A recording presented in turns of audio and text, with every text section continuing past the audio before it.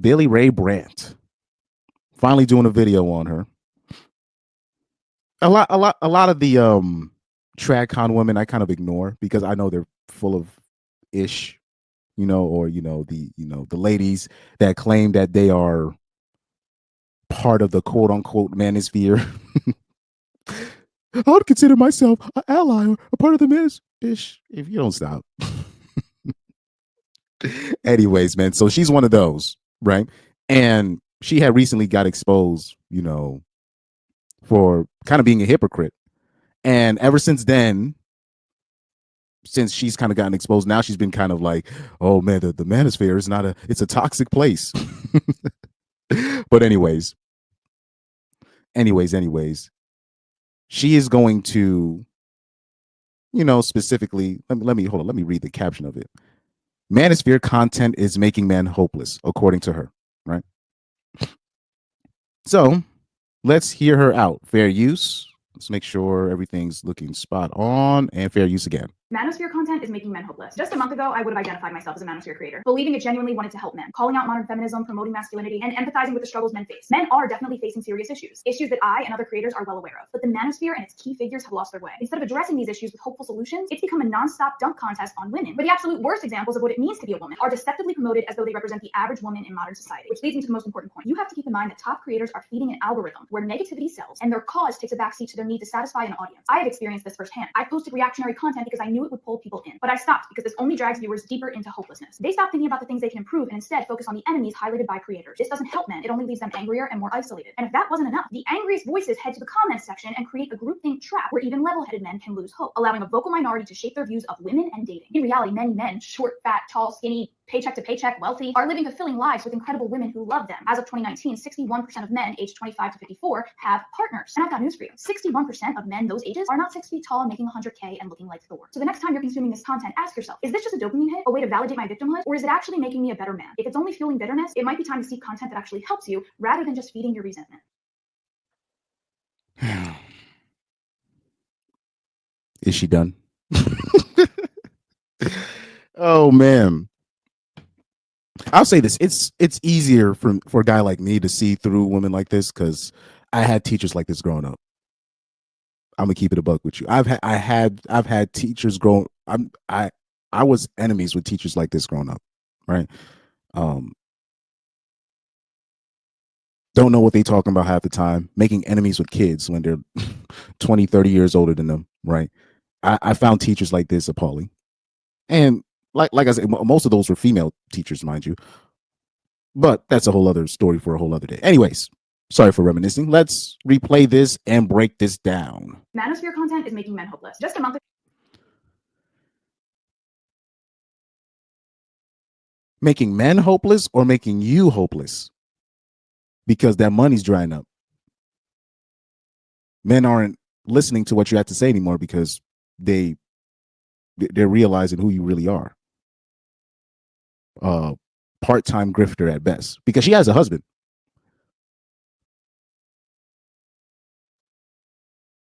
But then, like, what they find out about him, and then what she was saying online, they're like, whoa, whoa, whoa, whoa, whoa, whoa, whoa, this doesn't match up. I don't want to get into the specifics of this. I've already addressed this on my live stream. But anyways. Ago, I would have identified myself as a Manosphere creator, believing it genuinely wanted to help men, calling out modern feminism, promoting masculinity, and empathizing with the struggles men face. Men are woman. Sorry, I had a flashback to the James Brown movie. I just love the way, like, once you this the James Brown movie, Get On Up, right?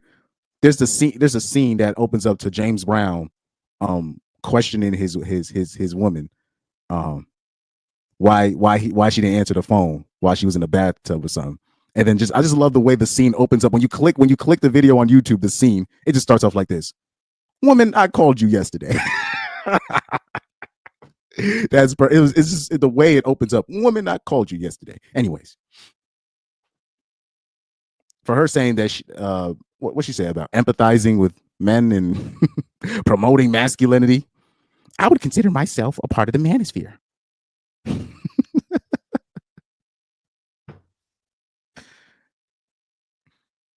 These grifters are something else, dog. First of all, women, you will never be able to truly empathize with a man. Ever. Like, I'm talking about ever. Even just your rise in general. You repeat a couple of talking points that your husband gave you, like the quotes to talk about and whatnot, that you able to rise up just like this, bruh. Anyways, oh Lord. Are definitely facing serious issues that I and other creators are well aware of. But the Manosphere and its key figures have lost their way. Instead of addressing these issues with hopeful solutions, it's become a non-stop dunk contest on women, where the absolute So, where she says the Manosphere and its key figures, I would have to ask her, okay, who do you think are the quote unquote key figures of the Manosphere? And if I hear you start talking about Pearly or Andrew Tate or Fresh and Fit, and no disrespect to those guys, but if that's what she thinks is the quote unquote key figures of the Manosphere, people like that quote unquote lost their way, then she's lost. You ask the average normie what they think about the Manosphere or the Red Pill or whatever, and then the first thing that come out their mouth is Andrew Tate or Kevin Samuels. you're just like, these people have no idea what the space is, dog. They have no idea. Like, these people are lost. These people are, I'm talking about lost.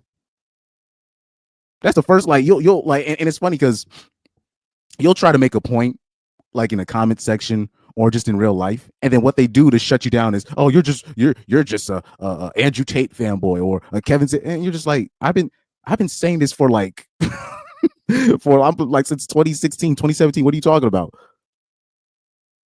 I'm talking about, like, I used to like put the comments down and say how I feel, or even in real life talk about this stuff, and then now I will say post 2022, or I'll say, how about the post, especially, I'll say especially 2023, right? If you make a point about the stuff that women do or what men would prefer and stuff, instead of addressing your issue, it went from who hurt you. The common default response used to be who hurt you, you must be gay, and oh, what kind of women are you meeting? Those used to be like the default responses. So now the new default response is, oh, you must be one of those Andrew Tate incels. some combination of it. Oh, you must be, this is incel talk. You're just like, what are you talking about? Oh, you're a Kevin Samuelite. And you're just like, that's the new default response. That's the new default response. So I already know this is a grifter. As soon as she starts talking about key figures of the Manosphere and all that, oh, I'm like, oh, this. She thinks Andrew Tate is like the king of the Manosphere or something.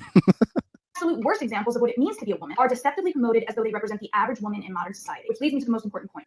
Yeah, she's talking about the Whatever podcast and Fresh and Fit. That's what she's talking. In her mind, that's what she thinks are the key figures of the Manosphere. Talking about bringing a bunch of group of women on a panel, and these are the worst examples of women. Oh man, stop it. You have to keep in mind that top creators are feeding an algorithm where negativity sells and their cause takes a backseat to their need to satisfy an audience. I have experienced like you've been doing this firsthand. I posted reactionary content because I knew it would pull people in, but I stopped because this only drags viewers deeper into hopelessness. Oh yeah. So you admit that you were feeding into the algorithm, but you stopped. Now, please stop thinking about the things they can improve and instead focus on the enemies highlighted by creators. This doesn't help men. It only leaves them angrier and more isolated. And if that wasn't enough, the angriest voices head to the comment section and create a groupthink trap where even level-headed men can lose hope. So as soon as she mentioned the comment section, I'm like, yep, she's still mad that she got exposed and got called out for being a hypocrite. Well, not necessarily exposed. You just got called out for being a hypocrite and you got tight. And it's not when I'm saying when she got called out or quote unquote being exposed, it's not necessarily that she got exposed for being a fraud. It's women always want to be in a space when they're not like the others, right? You know what I mean? I'm not like these other women. They always want to put them in they look at themselves. Most women don't look at themselves as, oh, I'm the average woman. They don't. They think they're different than the rest. But when people started doing their investigations on you and they figured out that you're just like the average woman, she got tight. That's really what it is. They basically exposed you by being that you're just like every other broad. You're not special. That's what she's mad.